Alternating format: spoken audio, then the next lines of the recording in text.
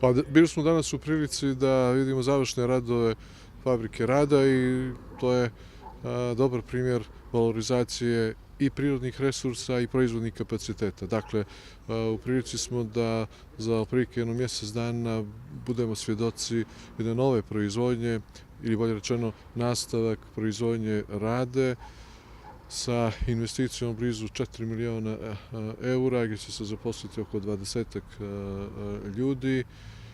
i to je putokaz da i u narednom periodu sve proizvodne kapacitete koji godinama zvijere prazni da ih stavimo u funkciju, ali isto tako i da koristimo naše prirodne potencijale, u ovom slučaju mineralnu vodu. Ja sam siguran da će vlasnici uspjeti da dosegnu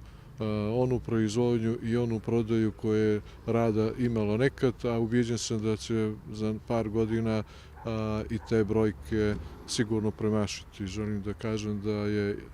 Investicioni razvojni fond podržao ovakvu investiciju sa kreditom ukupnom iznosu 2,5 miliona eura, a da je ukupna investicija 4 miliona i to je za Bijelo Polje posebno značajno i ne samo za Bijelo Polje nego i za Crnu Goru i sa aspekta otvaranja novih radnih mjesta.